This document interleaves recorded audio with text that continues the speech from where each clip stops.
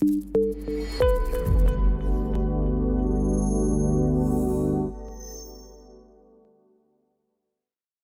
afternoon, everybody. Thanks for joining us today. My name is Corey Rubidoux, CEO of ArcVision. We do these digital events basically every Tuesday with our partners. And today's digital event is What's New in AVAIL 5.0. And we're happy to have you all here to join us for this event today. Joining us today is our AVAIL's CEO, Randall Stevens, who's a buddy, friend, business partner of mine, and we go way back. Randall's good peeps. So Kelsey Kolbenschlag, sales operation manager, joining us, myself, and then Sam Anderson is with us behind the scenes to help us answer any questions along the way. We will reserve Q&A to the end of the session. Yeah, so just a small introduction. AVAIL and ArcVision have kind of two peas in a pod as far as technology companies go. AVAIL spun out of ArcVision, and Randall founded ArcVision back in the 90s. And I came on board, this is 2018 or something around there. Originally came on board the AVAIL team, and then slid over, and Randall and I are dividing and conquering and running the two companies. And we're doing a lot of things together on our own technology initiatives and kind of R&D and putting a bunch of features into both of each other's products based on our feedback from our each independent customers. And so I'm happy to bring Randall in today to give us all a show and tell on what's new in AVAIL 5.0. And without any further ado, I'll turn it over to Randall. Thanks, Corey. Yeah, I wasn't sure if you were going to kind of tee up for those that aren't aware of the history that AVAIL actually was a product that was initially conceived and started development while it was still part of ArcVision, and then kind of grew its own legs, and we spun it out back in 2016 into a separate company, and I've been working on that project ever since. So I've got about 10 years under my belt now of thinking about content management or more. But anyway, thanks for having me on. My name's Randall Stevens. I'm the founder and CEO of AVAIL. For those of you that aren't familiar, I'm going to use these slides just to kind of get this teed up and give you an overview of what we're doing and how we're thinking about this. And then I'll actually jump into the application and, bounce around and show you some of the new features. We are, as I said, the product launched in 2017, so we're a good 7 years under our belt of this in the market. We're just now releasing our 5th major platform update, AVAIL 5.0, as Corey mentioned. So continuously developing and lots of exciting things, not only in this release, but things that we're working on moving forward. For those of you that are new to AVAIL, it's a content management platform. We're lucky that since 2017, it has been adopted by a lot. I use the word large architecture and engineering firms tend to be the bulk of our customer base. The reason I think that a lot of them are large is that the problems that we're solving get more complicated at scale. So as companies scale up, have more people, but we all have all the way from individual single users up to thousands of users inside of firms that have adopted AVAIL as their content management platform. So I'll just start by saying kind of what our mission with AVAIL. We've taken a little bit different approach. That's why I'm going to spend a few minutes here explaining what our philosophy is and how we've approached the problem, which is what's made it popular. But behind all of this, and I couldn't have said this when we first started, we were just trying to help people, organize and manage libraries of content. But in the end, as the mission is kind of grown, ultimately, we're trying to help connect people with information. And like I said, it started with reusable assets and libraries of content that people were having trouble managing, and or ultimately people finding things and getting access to it. But behind all that is us really, everything that we're doing is trying to get a lot of this information connected. I always described the problem when we set out of what we were trying to solve as what I call the loose content problem. And by that, I mean that files that we're producing every day, no matter what your application you're working in, discipline that you're working in, you end up saving out files and they end up on a file system stored somewhere. And we can all, uh, you know, admit or recognize, I guess is a better word, that, you know, if you've got a lot of that content, whether it's around a project context or these libraries, that Windows File Explorer has just not been a great interface for being able to get back to that information. So I always refer to this as the loose content problem. It's like largely unstructured data, files living out on the file system, thousands, tens of thousands of those files. And what we've set out to do is how can we improve that experience of getting back to that information when you need to get to it. So I use this graphic as a way to kind of talk about where we've been. Avail's being used inside of those firms, these firms that are our customers, to basically, we use the word index. It's an important part of understanding the platform because we don't have to take possession of your files. Uh, I like to use the analogy of Google. Google doesn't take possession of your website. They index those and then they help you find and get to those resources or assets, in their example, websites.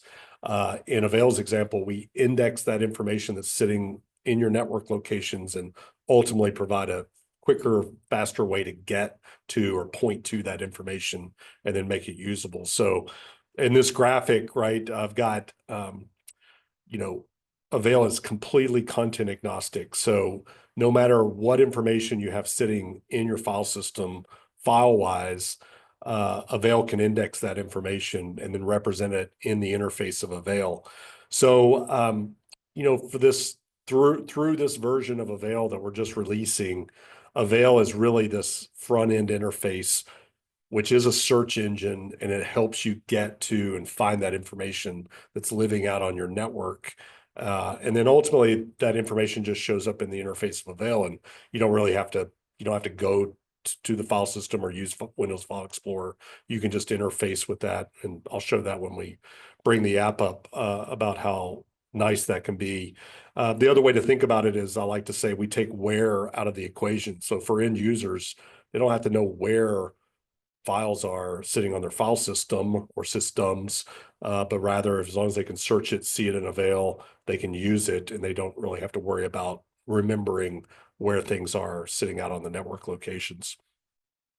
So I put a little bit of emphasis on that. This first phase has been about, you know, indexing and leading people to those files. I put this graphic up just because we're very active development wise. There's lots of features that I'll show you when we pull up the interface and start showing you things that we've developed over the last few years. You know, in the first 4 versions and now 5th major version of this of the platform. But we touch on a lot of different things, right? We're helping people organize and manage complex information, and then ultimately the main goal is that we're helping people consume. So we actually use the 2 kind of roles, major roles that we define inside of Avail, or what we call publishers. Those are the people that are trying to kind of put some maintenance around that information. And then there's the consumers, which is they're the ones searching and trying to get to information. I also put this slide up because there's kind of invisible to most of this. There's a lot of data and analytics and ways to track what people are looking for, what they're using, and all that can be used to help better manage information inside of your firm. The major metaphor, I put this up not to dig into what any of this means, but it gets to the heart of the way that we think about solving the problem. So when you think about content, we have all of these features as part of Avail, but every one of those features was generally developed with the idea of adding a little bit more information to that piece of content. And every time that we've added, you know, one of these rings of information, it's being used to help somebody, you know, help us help you get back to that piece of content or that piece of information. the major feature metaphor that we use is what's called channels. And those channels then inside of Avail, much like a good analogy is like your Roku or one of your TV services that you might be using. You have channels. That's where content is delivered through those channels. We use a very similar metaphor inside of Avail for channels being major sources of information that kind of make sense together. So if I were going to extend that Roku analogy, you're going to go to the ESPN channel if you're looking for sports, and you're going to go to the Netflix or HBO channel if you want to watch a movie. So we use the similar metaphor of channels inside of Avail to help guide people to where this information is. Those channels also serve, there's a lot of rights management about what people are seeing, how that's all managed, and that happens. And ultimately, if you hear me talk a lot, do a lot of these kinds of webinars, but we talk at Avail a lot about context, because better understanding the context around pieces of information, around the project, around what you're doing, all of that context is what we thrive on, because that helps us deliver the right information at the right time.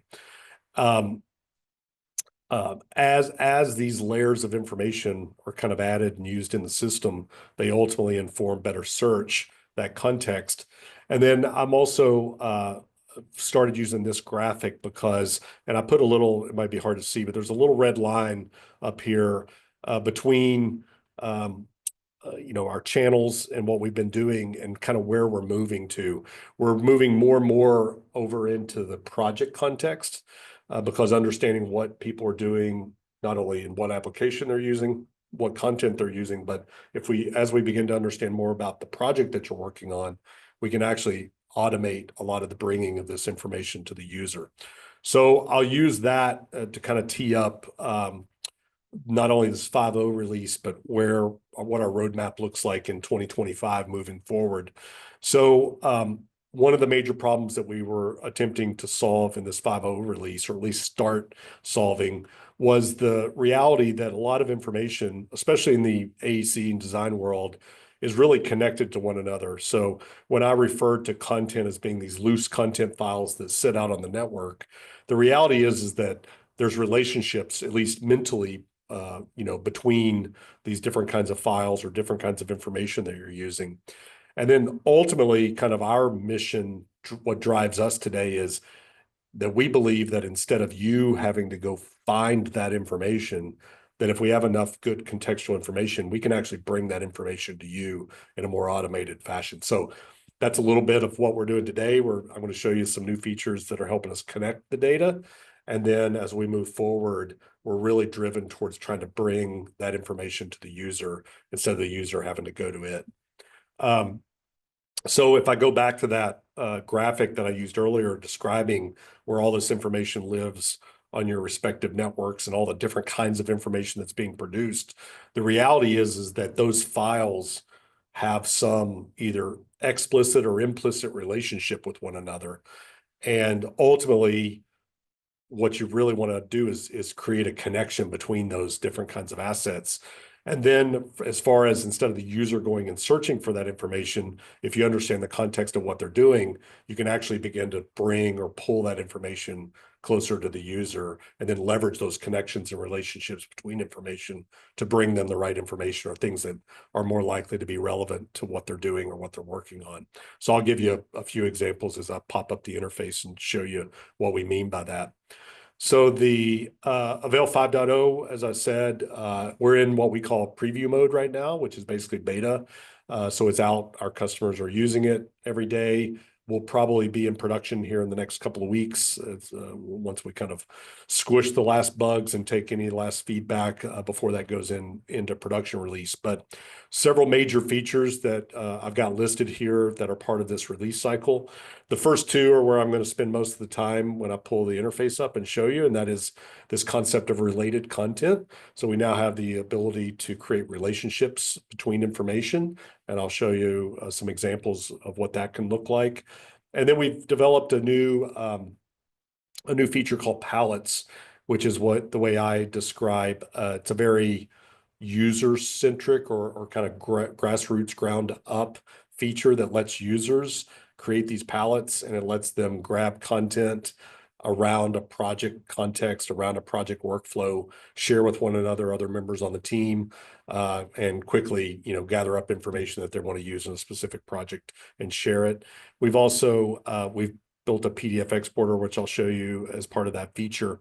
And then just kind of real quickly, and happy to, drill into any one of these after I pop up the interface and show you, but visuals are a big important part of Avail, as you'll see when I bring the interface up and show you. So we actually do what's called we abstract the thumbnails from the files themselves and store them in a thumbnail service, which makes it very quick and much more visually appealing when you're searching inside of Avail. So in this feature, we've actually improved that and automated a lot of this thumbnail, what we call thumbnail virtualization.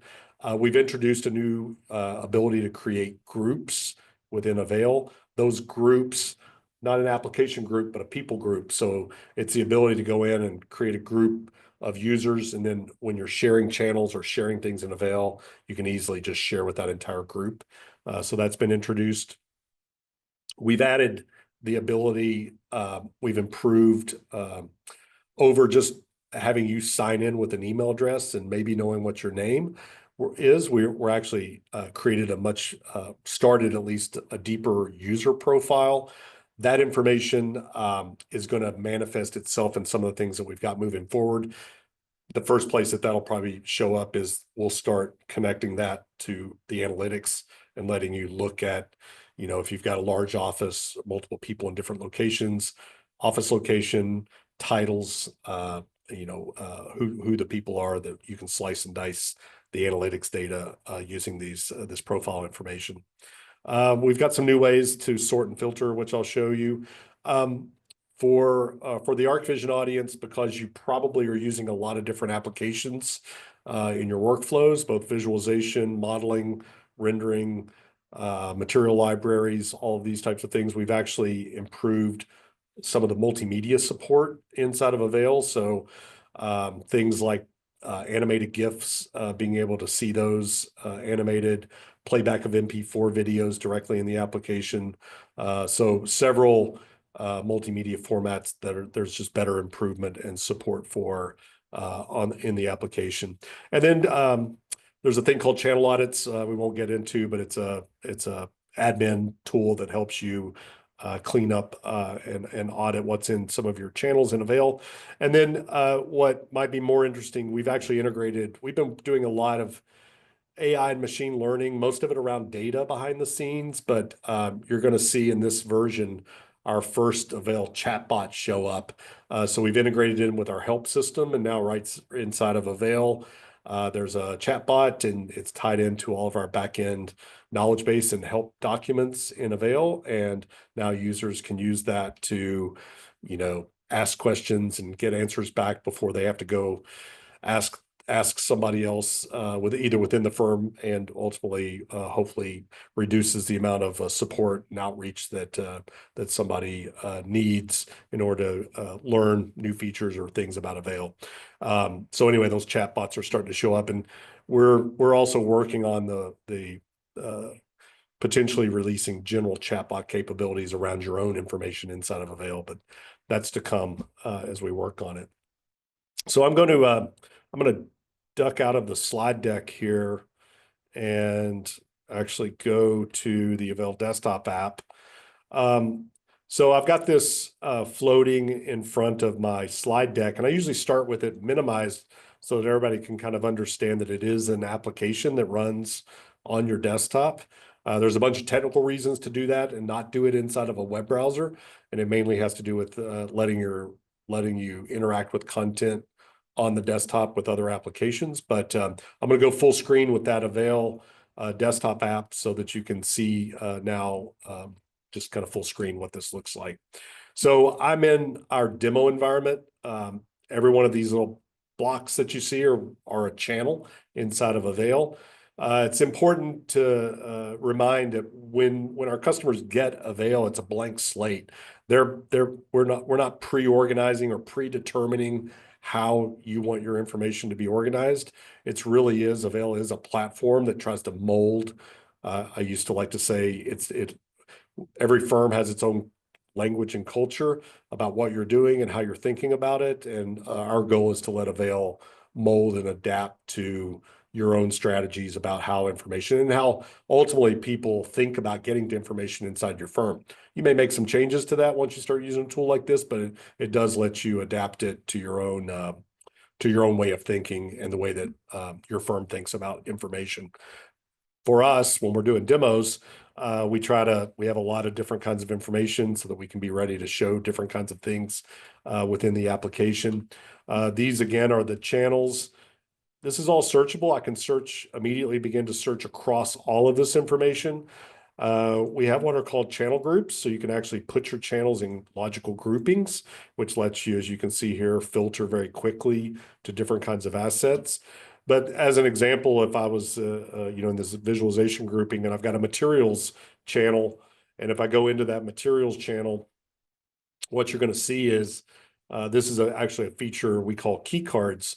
One of the things that Avail does is while the files and the information is indexed and the metadata, the tags that are added largely automatically around the content, the interface of Avail is data driven. So all of this information sits behind here, is automated based on the metadata and tags that are being presented on the content itself. But as an example, I could go in to say textures and see that I've got a texture library. And you can see across the top that you can also have additional filters. So if you wanted to be able to filter down very quickly to certain kinds of assets, you can do that. And then ultimately, just like Windows File Explorer, you can drag and drop this.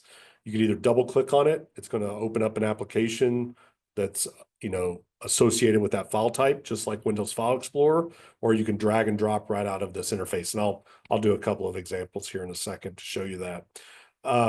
But we do things like if you are, managing, material libraries, like for V-Ray, this is a great example. A VRMAT file is not any kind of a standard file format that's out there unless you happen to be a V-Ray user and are used to using these kinds of assets. But it's an example of Avail can ingest anything. I like to say, as long as it's digital, you can organize it and manage it inside of Avail. So it's very adaptive to everything that you're using. And the other part of that story is we like to say that Avail as a platform is future proof. And what we mean by that is obviously we're developing new things all the time, but at its core, because it's agnostic to the kind of content that you're putting in it, you could start using a new application that comes online tomorrow and has its own file format and continue to use Avail to manage that information and data. As long as that application knows what to do with its own file type, it should work very smoothly with Avail.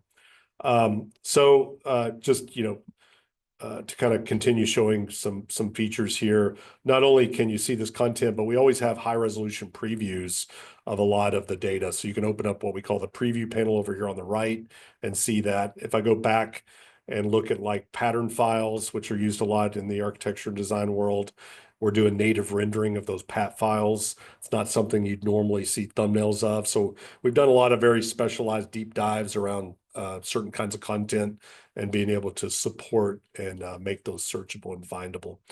If I went back to the home screen, if I were to type something like in the search box, like red, just the color red, what you're going to see is obviously there's visually, you can see one, we bring back a lot of content that hits on that. And we'll show you where the matches were. In this case, these were on file names that had the word red in it. But as I scroll down through here, right, you're going to see different kinds of assets that were in different channels. It ranges from technical content to materials to textures to photographs. Here's reducers that hit on that same search, but you can see that any and all of that content's going to come back.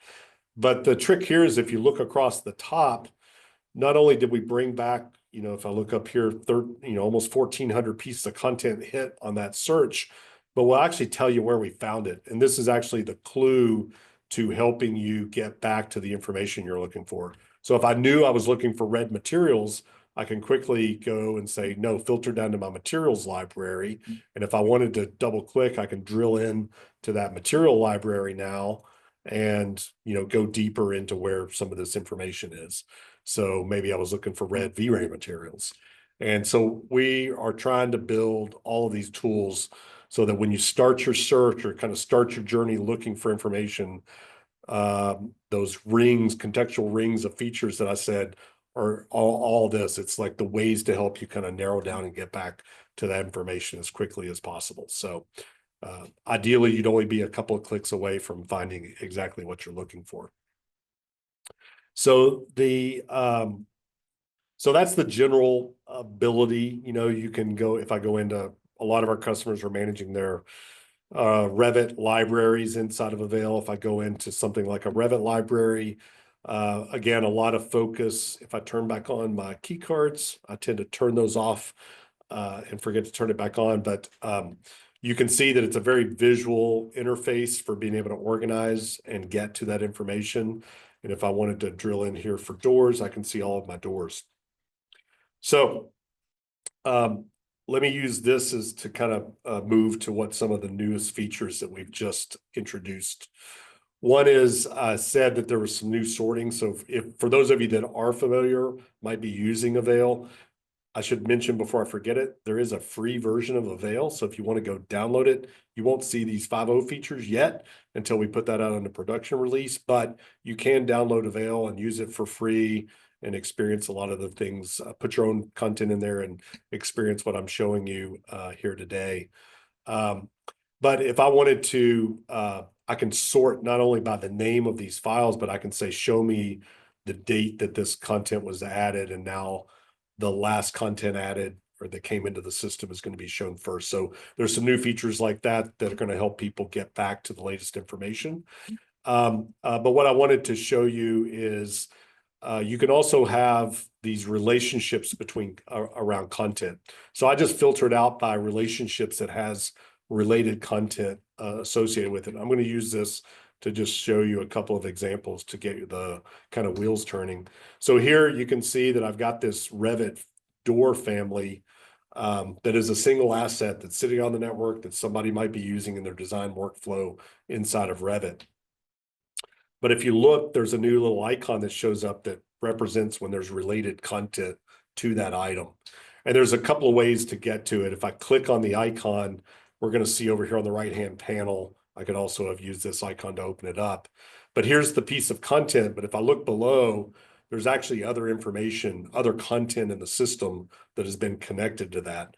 The other way to get to it is I can actually open up what we call the content view, which opens that up into a floating window.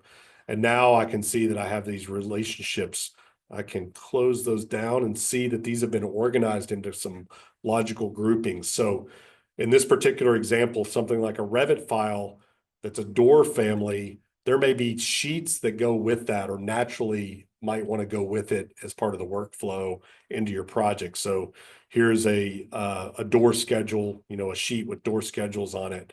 But there may be manufacturers, so you can actually index URLs in Avail. And if I click on that, you can see that it's actually real-time rendering right inside the application, that website. I could double click and open up my Chrome or whatever browser that you're using. But this is an example of when I talked about trying to bring information to the user. These are examples of being able to do that. Here's a detail that might want to go with that family. And it's an early form of us beginning to bring that information to the user. So instead of the user having to say, well, I use the door, but now I got to go find the detail that wants to go with it. If these relationships have been formed between those, now that content is kind of pulling forward in the workflow for that user. And if I was in Revit, I can just, I can drag and drop this detail right into the project. So I could relate materials that want to go along with it. There might be other Revit kind of family legends, but there may also be like product catalogs or PDFs or something else that wants to go along with a certain kind of asset like that. This is an example, just a generic roll-up door, but here are manufacturers that might be the basis of design around what you're working on. So again, pointing directly to those websites. being able to get to specification pages where there might be specs around those types of things, or the kind of relationships that you can make around the content. I'm going to use as another example. We do have AVAIL has from day one had what we call the marketplace. So the concept has been from day one that if we're going to solve the large content management problem for our customers, we'll start with helping to manage the information that they're generating inside their own firm and that they're trying to get to on their own network. But there's also a lot of information from the outside world, right? You may be using ArcVision's RPC libraries, or even Autodesk's out-of-the-box libraries of content, which we publish and keep accessed here. But the marketplace in AVAIL is meant to connect those outside sources of information directly into the same content management platform, so you're not going to two different places to find that information. So we've got a manufacturer content initiative we call AVAIL Select. So I've already got those channels turned on, and that's what you'll see here. So these are great examples where we are now working with manufacturers to try to get their info and data delivered, high quality content. But I'm going to use this to show you also this idea of relationships of information. So here you can see a manufacturer, like a Revit family file, but I've got related content, and that related content are things like the technical PDF manuals that go with it, the certifications that want to go along with that asset. What's unique about what we're doing is these documents are not copies of those documents being distributed by AVAIL. This is actually a pointer directly to the single source of truth at the manufacturer for that PDF. What that means for users is they're going to download and use that technical asset, but all this related information stays connected even after that file's been downloaded and lives in the workflow. That way you're not downloading information only to find out that 6 months or a year later it's out of date or you've got the wrong version of it. So we're able to start to make connections between this info, keep it connected. So it's just an important point that I like to make about why not only should this feature exist, it's really going to help in this connection to the manufacturer information and data, but there's plenty of use cases inside of a firm for where this information wants to be connected and related to. So that's the related content feature. I'm going to show you the palettes. Here's where palettes will show up. Any user can create a palette. So I'm going to call this the ArcVision webinar palette. And when a user creates a palette, right, that palette is just a blank slate. So what I'm going to show you is that I can actually go back. Let's just go back and say I was working on a project around visualization and I wanted certain V-Ray materials to be used. So I'm going to filter down here and say, okay, I've got these 3 different blue materials. If I right click on those assets, I can say add that to a palette. It'll pull up my list of palettes that I've either created or have access to. And now what I'm going to do is choose that and say I'm going to copy this content onto that palette. So again, what's important there is I'm not copying the files around. I'm just borrowing a pointer to the single source of truth in the library. But now I've got this palette, right, that's got those 3 assets on it. Well, if I can bring this out, I could bring this over, I could drag and drop this into my material editor in V-Ray if I wanted to bring that material in, but I could also share with a colleague. So Corey, I don't know if you're in here. I don't have Corey. One of my colleagues, Todd, if I wanted to share this with Todd, I could just add him to this palette. He now in his palettes will see that this has been shared. So I might jump over to Teams or Slack or somewhere and say, hey, Todd, I just shared this palette with you. He'll also get an email that says a palette was shared with him, but he'll be able to go in. And add something to that palette. Let me do one more example, and then I'll shut up for a few minutes and see if we got questions and answer some of those. Let's go back. Let me just show you. I'm not going to dig into Revit we do plenty of webinars with deep dives into the way that this can be used to manage Revit assets. But I'm gonna show you like a SketchUp model. You know, Rhino, you can manage your Rhino assets in Avail. I'm gonna jump over here to SketchUp, and let's just say that I was looking for some chair models. So I might do a search for chair. I can see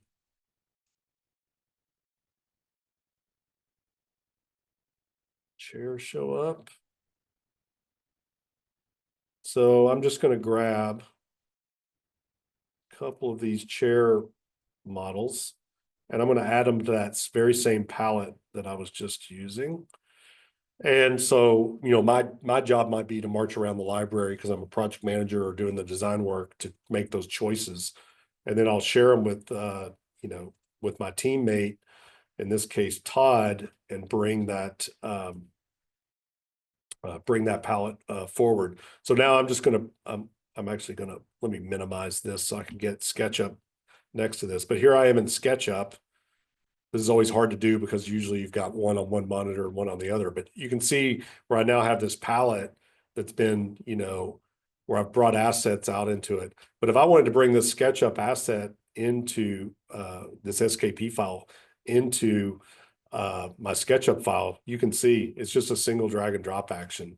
So just like you can drag and drop, as I said, from Windows File Explorer, you can do that very same. And that didn't require a plugin or anything to happen inside of SketchUp that you have to maintain in order to be able to do this. We do have some plugins that we've done mainly so that you can originate searches from those applications back into this desktop app, but it's, you know, you don't have to. You can just drag and drop these kinds of assets. And likewise, if I'd gone back, let's just say that I was looking for a texture. Let's say that I was looking for a rug. So I might do a search for a rug across my libraries, find out that in my material library, I've got some rugs. Corey probably has a big zebra skin rug in his house, I'm guessing, so I might want to bring that in. I can just drag that, you know, it's because SketchUp knows what to do with a JPEG. You know, that's what makes this so powerful, is that any of your assets that you're trying to manage, you can index and then just drag and drop right out of Avail. So that was a lot of talking, crammed a lot in there. A lot of really neat features. You know, I'll just quickly show you where this help shows up, and then Corey, I'll see if there's been any questions that we might answer. But if I pop up this help, you know, we're going to pop up a help bot window, and you know, it's not only, you know, you can ask it questions, but I've actually just been testing it recently. We just introduced that palettes feature, so I could say, you know, why would I want to use a palette over a channel for managing content in Avail? So I could ask it a question like this, and you know, these chatbots are getting interesting. You know, it's going to pull up this information, but it's, you know, it's fusing things together. It's like, well, here's what palettes are, here's what channels are, and then here's specific use cases why you would want to use one over the other. So that's all coming from knowledge base and documentation that we have behind the scenes. And then we'll also give you links to the sources for this information, so you could go do a deeper dive into it. But it's I've been using the word compelling. It's compelling new capabilities, and we're doing a lot of work to just even understand how these large language models are probably going to change the nature of how you search for information and find information. So we're trying to stay, I like to say, healthily out front of these new capabilities and how it's going to impact what we do in Avail in this next generation, and how we're, you know, ultimately helping people get to the information that they're trying to look for. So, all right, I really am going to be quiet for a second. Awesome, Randall. No big questions coming from the audience at the moment, but you kind of touched on this a bit, and you and I talk about this all the time about Avail being file agnostic and stuff like that. Can you just kind of give us paint the audience a little bit of a picture on how many file types Avail can consume and what that looks like? Yeah, we throw out numbers all the time. Like we've seen over 1,000, literally more than 1,000 unique file extensions of content being indexed into Avail. And just to give you a sense of scale across our customer base, we're seeing about on average 17,000 new files a day are being added or indexed into Avail across our customers, networks. Um, and we've seen 1,000, but I always hate to even throw that out because it really doesn't matter how many there are. There could be 1,000,000. If it's digital and it's a file that sits on a file system, you can organize it in Avail. Different ones handle thumbnails differently. As long as if you can see a thumbnail in Windows File Explorer, then by default, we're going to see the same thumbnail and can bring it into Avail. We have written some of our own file type handlers to do a better job of getting thumbnails out of files. But like I use examples of, like PDF document as an example. So here are PDF documents. And again, if I open up the preview panel, not only can you index those in, but we can actually render that PDF natively right inside the application. Mentioned earlier things like a GIF file. So if I were looking for GIF images, here's that file that's sitting on the network. It's actually in my marketing channel. But if I open up the preview panel, you can see that we're actually able to, this was when I was talking about the better multimedia file type handling. So here you can see that I've got a GIF image that's animated and it's going to actually render, in our preview panel as an animated GIF. But I could also do that with like an MP4 file or something, right? So I could do an MP4, find MP4 files that might be sitting. I don't know if I've got a good one here, but there you can see we can actually play back and render that movie right inside of the application. So Corey, when we talk about being content agnostic, it literally is agnostic. I like to say if it's digital and it sits on a file system somewhere, you can index it in. And then we also do support URLs. So those URLs could be an intranet website or an external website. So, and again, if you index a URL into Avail, we have the ability in the preview panel to render that directly. As you see, if I click on one of these, like these are a podcast that I do called Confluence, but if I click on one of these URLs, you can see how quickly it renders. Most of the time when you try to do something different than people are used to doing on the web, it's hard to get them out of Chrome or whatever it is they're used to using.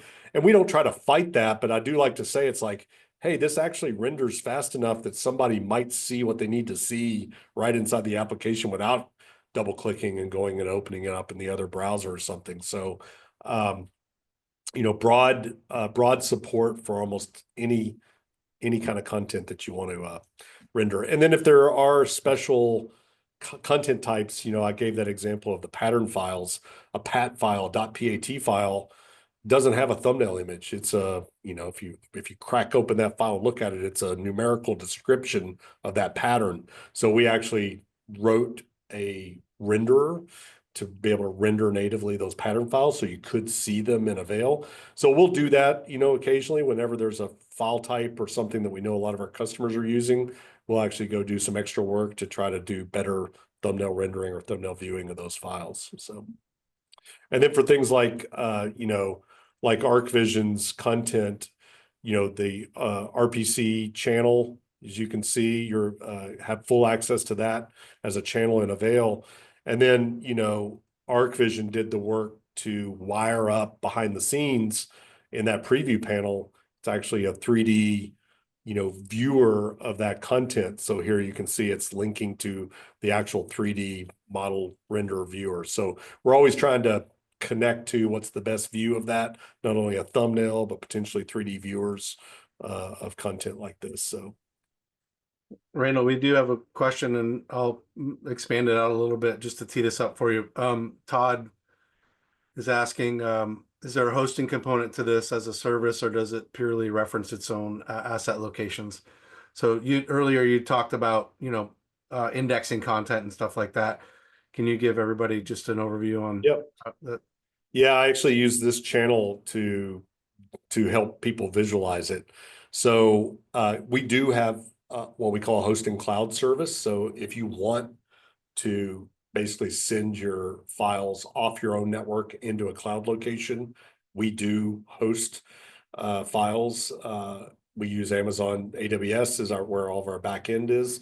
So if you're familiar with Amazon S3 storage, we create S3 storage location for customers' files to live through our hosting cloud part of the service. But if you look here, I don't even have any, I need to add a fifth example here that is like our hosting cloud, but you can see that these, if I didn't put that graphic on these 4 pieces of content, you would not have known that these 4 files live in other file systems, right? So we use Ignite. This entire demo is driven off Ignite, which is a cloud first service with a desktop connector, but we connect to BIM 360, ACC on the Autodesk side, Google Drive. We're a Google shop, so we got content that lives in Google Drive. It could be in your Microsoft OneDrive. It could be on your on-prem normal network location. So our goal is to not care and support wherever you've decided that that content wants to live. And sometimes you want that to live off your own network for whatever reason, especially if you're trying to share. There may be times where you want all of your internal content to stay on the network, but you're doing a joint venture with another firm and you want to share some of those assets with them. Well, you don't want to give them access to your network. So you could throw those into an Avail channel, make it host in cloud. We'll copy those assets up to the cloud location. And then when you share that channel with somebody outside your firm, you're both feeding off of this, hosting cloud location for that file instead of having to give them access to your network location for that. So there's great example. And then when the project's over, you can just kill that channel, delete it, literally break the connection, and everything dries up and, no harm, no foul. So lots of different opportunities to think about, where information lives. And what I kind of kicked off and showed you a slide. We've got a lot of firms who have chosen to use Avail, I think primarily because we have engineered this in such a way that they get to choose where they want their information to live. And there's a lot of solace in knowing that that's the way we've engineered this. We're not going to all of a sudden tomorrow say, oh, you've got to, there's been some other platforms that have done that. They've started by saying, yo, you can keep all your content wherever you want. And then all of a sudden they turn around tomorrow and say, oh, we're changing the platform. Now we're actually going to suck all that content up, put it in our own storage location, and you don't have any choice. We're all about choice. We're all about freedom. We're about freedom of what information you need to manage and freedom of where you need to store that. So that's what's, I think, driven a lot of these firms to end up choosing Avail as their content management platform because we've delivered on that promise. Good stuff. What's big coming up, Randall? What's next on the roadmap that you're most excited about these days? Oh, there's a bunch of stuff. I think the first stuff that you're going to see coming in 2025 is, I mentioned earlier that everybody's got an AI and what they're doing around AI and machine learning. For us, like I said, it's been largely around organizing info and data and also just generating better tags and better information around content. So we're beginning to do work around auto tagging things. It's part of like, if we can see the thumbnail of what the image is, we're actually getting really good results on auto tagging that content to make it searchable and without you having to go add any tags or anything that you wanted to around that content. So you'll see that the bigger picture that I'm most excited about is we're working on what we call workspaces. So you can think about Avail today that all of these channels are largely resources. They're like reusable assets. That's the way our customers have used Avail. I go create a channel, I go put all my SketchUp models in there, and that's what people use to search to get to that. Or I put my Revit library, or I put my material library. So if you think about those kinds of libraries or resources as reusable assets, that's where Avail has been used and how we've really developed most of the tools. moving forward, we're going to be introducing a new concept of workspaces. And a workspace, you can think about every project gets its own workspace. And as we do that, what's compelling about it in my mind is that now when we go over and we start to understand that we've got a metaphor for the project that you're working on and some knowledge about what that project is, we think that we can begin bringing you the assets that we know that you're going to want to use on that project without you having to go to those resources and search for those anymore. So if you, we can do this because there's been a lot of that data and analytics going behind the scenes. We actually get to see what people are using in certain kinds of projects, certain kind of projects, context, relationships between different kinds of content. And that goes not only at the project level, but if you're like an architect or an engineer, you can imagine being in Revit, not only knowing what kind of project you're working on, but what room you're working in. We can begin to understand, here are the assets that you probably want to use while you're working on that specific part of the project. And then you can go all the way down. This is why we've beefed up that user profile. We can go all the way down to who you are and what you prefer to use in your design workflows around these things. So that's why I said, up till now, these first 5 versions of Avail have been helping you organize those libraries and get to those libraries. Moving forward, a lot of this is going to be about automating the bringing that information to you now that we've added enough contextual information to be able to bring these assets to you. So that's what I get excited about. I think there's a lot of really cool, I'll use the word cool, fun, interesting. It's a good way to think about it, developing technology that can do these things to make people's work better, faster, easier, more pleasant, whatever terms you want to use to think about. That's what I get excited about is, hey, the technology is actually there for us to do that. Now it's just a matter of us implementing it. Lots of conversations with customers. So I'm trying to talk every day with customers about what those challenges are and how we can begin to bring information. And, that's really something that we've had in mind since the get-go of this, but the tech either wasn't there or just a lot of ground building that's taken to get there. But we've always thought about, this idea that we could bring information to the user. And I think we're now there from a technology standpoint and maturity of the platform standpoint. And then just also that customers are ready for that.